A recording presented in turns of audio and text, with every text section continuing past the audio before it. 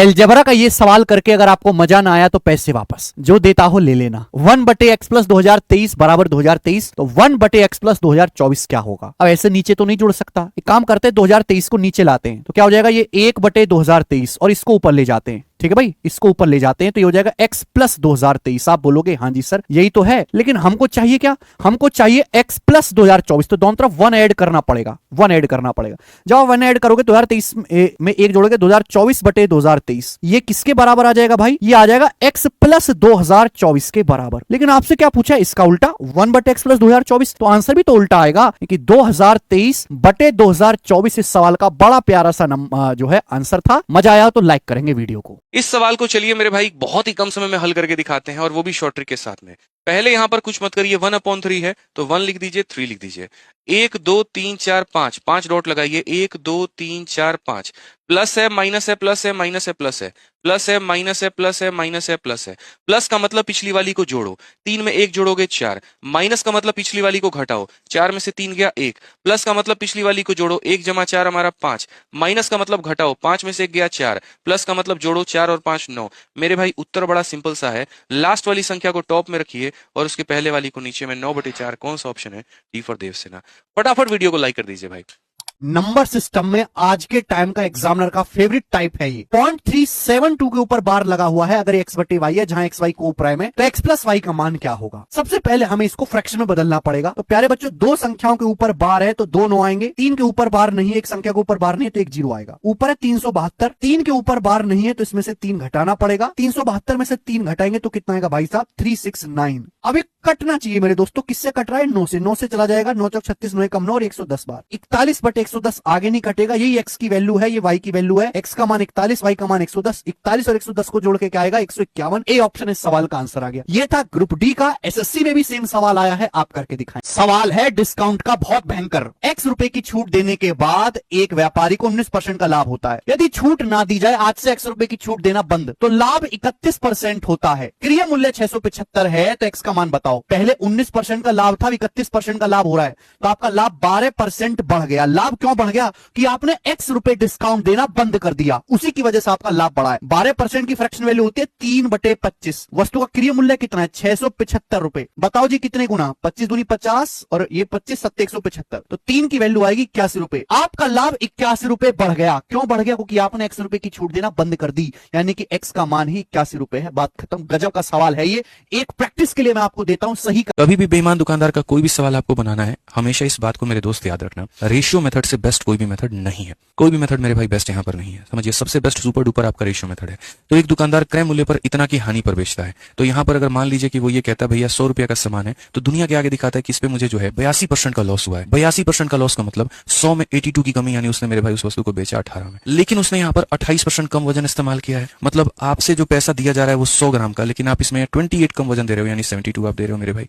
ये कुछ कहानी हमारी चल रही है। तो क्वेश्चन में कहा गया बताओ उस दुकानदार को क्या होगा। 100 से आपका मेरे भाई 100 खत्म, 18 से आपका कितनी बार में? 4 बार में। तो यहाँ पर हमारा कितना बचेगा कुल मिलाकर के? 4 रुपए, और यहाँ कितना बचेगा? 1 रुपए। 4 रुपए की वस्तु को आपने 1 में बेचा है, फायदा है कि नुकसान है? तो बोलेंगे गुरुजी लॉस है। कितने का है? 3 का है। कितने पर है? 4 पर है। इंटू कितना मेरे भाई? 100%।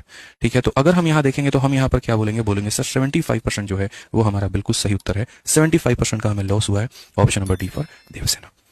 टाइम और वर्क चैप्टर का सबसे बेसिक फॉर्मूला है कि यदि ए किसी काम को x दिन में करता है, बी उसी काम को y दिन में करता है, तो ए और बी मिलकर सेम काम को xy/x प्लस y दिन में करेंगे। अब देखो सवाल इसी कंसेप्ट पे पूछा गया, पर लैंग्वेज एकदम अलग है। बोला कुछ धनराशि p को 21 दिन के लिए और q को 28 दिन के पेमेंट के लिए सफिशिएंट है। p और q दोनों को वही धनराशि का पेमेंट करना कितने दिनों के लिए पर्याप्त रहेगा? यानी कि भैया जितने दिन में p और q मिलकर काम पूरा कर लेंगे उतनी दिन के लिए हम पेमेंट कर पाएंगे। भैया अगर p जो है 21 दिन के लिए और q को वो पैसा 28 दिन के लिए चलेगा, तो p और q मिलकर कितने दिन में काम करेंगे? x गुणा y upon x plus y, 21 गुणा 28/21 प्लस 28 49 आ जाएगा। तो बताओ 7 चौक 28, 7 सत्ते 49 और ये 7 21, तो मेरे दोस्तों 3 चौका 12 दिन, यानी कि p और q दोनों को मिलाकर 12 दिन के लिए हम भुगतान कर सकते हैं। यही सवाल का आंसर है, B option. Same to same सवाल आप मुझे करके बताएं अलग डाटा का।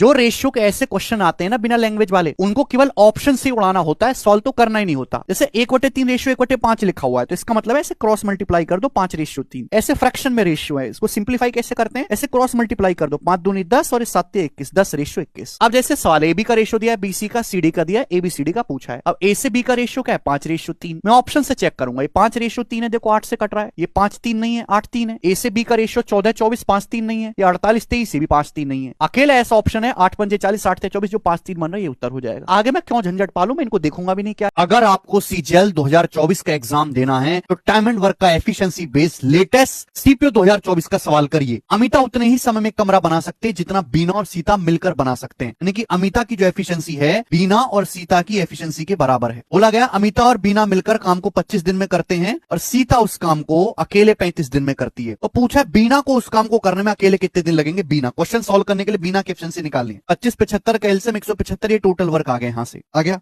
तो यहां से अमित प्लस बीना की एफिशिएंसी 7, 25 7 175 और सीता की 5। अब आप मुझे बताओ सीता की एफिशिएंसी 5 आ गई यहां से, यानी कि अमित माइनस बीना की एफिशिएंसी कितनी आ गई 5। और सवाल में दिया क्या है, सवाल में दिया कि अमित प्लस बीना की जो एफिशिएंसी है वो मिलाकर 7 है। तो ऐसी दो संख्या सोच सकते हो, जोड़ के 7 आए, घटा के 5, 6 और 1 आ गया, यानी कि बीना की जो एफिशिएंसी 1 आ गई। तो बीना 175 काम एक एफिशिएंसी के साथ कितने दिन में करेगी, 175 दिन में। एक अच्छा नया सा सवाल है, आपको जरूर करना चाहिए। यूपीएससी सीडीएस में पूछा गया ये सवाल फॉर्मूले से नहीं, ऑब्जर्वेशन से ही जल्दी होगा। देखते हैं कि आप सोच पा रहे हैं कि नहीं। x³ + 1/x³ 65/8, y³ + 1/y³ 730/27। तो निम्न में कौन सा xy की वैल्यू है। आप ये देखो कि x³ + 1/x³ 65/8 दिया है। भाई 8 8 कितना होता है 64, लेकिन 64 + 1 65 है। इसका मतलब ये क्या है 8 + 1/8 है। अगर मैं यहां से देखूं मेरे प्यारे भाई, तो x³ की वैल्यू क्या मैं 8 कह सकता हूं। अगर x³ 8 के बराबर है तो x का मान क्या आएगा 2 आएगा मेरे दोस्तों 2। y³ + 1/y³ बराबर क्या दिया 730/27। अरे 2 27 का स्क्वायर 729 होता है, ये 730 है, यानी कि 729 + 1। इसको मैं ऐसे लिख सकता हूं 27 + 1/27, 27 का स्क्वायर 729 में एक जोड़ेंगे 730। अगर y³ 27 के बराबर है तो यहां से y की वैल्यू जो है वो 3 है। कंपेयर करना है, x 2 है y 3 है, 2 3 6। ध्यान रखिएगा x + 1/x a + 1/a, तो x का मान a और 1/a दोनों हो सकता है, बट यहां इंटीजर में आंसर बताना है तो 2 और 3 ही लेंगे xy की। दो याद करने वाले सबसे सिंपल कॉन्सेप्ट एवरेज के। Average of first n odd numbers, पहली n विषम संख्याओं का औसत n ही होता है। Average of first n even numbers, पहली n सम संख्याओं का औसत n + 1 होता है। सवाल मैं आपको दिखाऊंगा यूपीएससी का। बोला है पहले 50 इवन नेचुरल नंबर के एवरेज और पहले 50 ऑड नेचुरल नंबर के एवरेज का डिफरेंस क्या होगा। तो पहले 50 इवन नेचुरल नंबर का एवरेज 51 होगा, एक ज्यादा है। पहले 50 ऑड नंबर का एवरेज 85 होगा और इनका डिफरेंस कितना आएगा 1 आएगा मेरे दोस्तों। सी ऑप्शन आंसर है।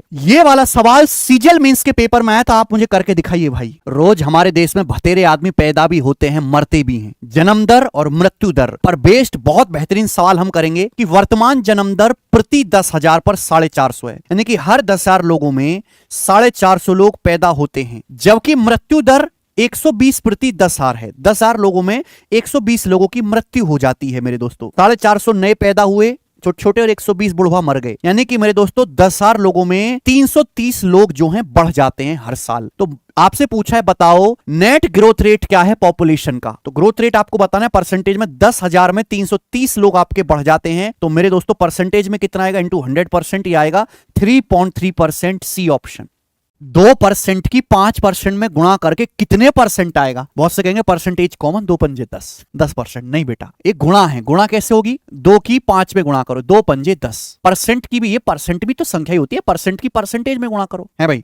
और ये 10% क्या होता है, ये 10% ही तो 1/10 होता है, यानी कि 1/10%। और 1/10 क्या होता है 0.1, यानी कि 0.1% है भाई मेरे। इसकी वैल्यू आप मुझे निकाल के बताना। अब देखिए जरा अलजेब्रा का ये सवाल देखने में तो भयंकर है, समय भी काफी ज्यादा बर्बाद करने में लगेगा आपको, लेकिन ऐसा नहीं करना है। भीड़ को करने दीजिए जो वो करती है, आप उस भीड़ का हिस्सा मत बनिए। एक अमान 102 दिया गया और यहां पर उसका स्क्वायर 3 गुना, ये बिल्कुल कुछ नहीं करना। ऐसे सवालों को हम लोग उड़ाते हैं डिजिटल सम से। एक डिजिट का सम लिखिए, डिजिट का सम का मतलब सबको जोड़ दो, तो 1 + 0 + 2 यानी हो जाएगा 3। तो यहां पर एक अमान 3, 3 का स्क्वायर 9, 3 × 3 9 और प्लस हमारा हो जाएगा 3। अगर हम देखेंगे तो 3 × 3 मेरे भाई हो गया 9। तो जो भी सही ऑप्शन होगा ना उसके अंकों के जोड़ों पर 9 आएगा। आप देखो 2 और 3 5, 3 8 और 1 मेरे भाई हो जाएगा 9। ये हमारा हो गया 4, ये हमारा हो गया 3, और जोड़ते वक्त 9 को नहीं लेते हैं इसीलिए यहां पर लेंगे 2। कौन सा सही ऑप्शन है, तो ऑप्शन नंबर सही आंसर है। तो जब भी ऐसे सवाल आए डिजिटल सम का प्रयोग करें।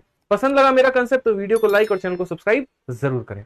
एलसीएम निकालने का सबसे तूफानी तरीका क्या है आज बताएंगे। 21, 35, 42 का एलसीएम निकालना है। सबसे बड़ी संख्या क्या है? 42। इसको ही आप एलसीएम मान लीजिए। अब 35 के पास है, क्या 35 42 को भाग देता है? नहीं देता। क्यों? क्योंकि 35 में आता है 5, 7 तो दे रहा है 42 को भाग, यानी कि मुझे 5 की कमी और है, 5 से गुणा करिए। 21, क्या 21 42 गुणा 5 को भाग दे रहा है? हाँ जी देता है। 21 से 42 दो बार कट जाता है, यानी कि 42 पंजे 210, ये एलसीएम आ गया। मुझे ये एलसीएम निकालना है। इनमें सबसे बड़ी संख्या क्या है? 77। 77 ही को मैंने एलसीएम मान लिया। क्या 11 77 को डिवाइड करता है? हाँ जी करता है। क्या 44 77 को डिवाइड करता है? नहीं करता। क्योंकि 44 में आता है 4, 4 गुणा 11 होता है बेटा। 11 तो ऑलरेडी डिवाइड कर रहा है 77 को, 4 बच गया, तो इसमें 4 से गुणा और करनी पड़ेगी, तो ये आ गया मेरे दोस्तों 308। इसी तरीके से सेम टू सेम इन तीनों संख्याओं का एलसीएम निकाल के बताइए। ट्रिक पसंद आओ तो लाइक शेयर करो दबा के। काश ये ट्रिक आपको पहले पता होती तो नौकरी जिम में होती आपके। नाव धारा का सवाल देखो। एक नाव अपस्ट्रीम जाती है 375 मीटर 30 मिनट में, फिर वापस आती है धारा की दिशा में 18 मिनट में। तो नाव की शांत जल में चाल और धारा की चाल का रेशियो पूछा है। देखो डिस्टेंस सेम है, क्या करना, ऊपर ज्यादा वाला टाइम लिखो 30 मिनट, नीचे कम वाला टाइम लिखो 18 मिनट। ये काट लीजिए, किससे कट रहा है? 6 से 5/3। जोड़ो घटाओ आंसर निकालो। 5 + 3/5 - 3 कितना हो गया मेरे दोस्तों? ये हो गया 8/2 4/1। यही नाव की स्टिल वाटर की स्पीड और करंट धारा की स्पीड का रेशियो है 4:1। दुनिया में कहीं भी चले जाओ, इससे जल्दी सवाल नहीं किया जा सकता मेरे प्यारे भाई। सवाल कोई भी हो, कोई भी एग्जाम का हो, तरीका यही लगाना, करके दिखाएं। साधारण ब्याज के साधारण से सवाल भी कभी कभी सर में दर्द कर देते हैं। लेटेस्ट आया सीडीएस 2024 में ताजा। बोले साधारण ब्याज पर निवेश की राशि 8 साल में 3 गुना हो जाती है, 20 साल में n गुना हो जाती है। इनका मान बताओ। धनराशि 8 साल में 3 गुना होगी। 3 गुना का मतलब 1 रुपए 3 रुपए बन गए, तो ब्याज कितना मिला? 2 रुपए। सिंपल इंटरेस्ट बराबर होता है। अगर 8 साल में 2 रुपए ब्याज मिला है तो 20 साल में कितना मिला होगा? बताइए जल्दी से, कितना मिला होगा? 8 का 2.5 गुना 20 होता है, तो 2 का 2.5 गुना 5 रुपए ब्याज मिला होगा। बताओ 1 रुपए पे अगर आपको 5 रुपए ब्याज मिलेगा तो अमाउंट कितना हो जाएगा? 6 रुपए, यानी कि धनराशि 1 से 6 हो जाएगी, 6 गुना। आंसर बी ऑप्शन था। करने वाले दिमाग में ही कर लेंगे, वरना ना करने वाले फॉर्मूला लगाते रहेंगे। एक आप करके बताएं।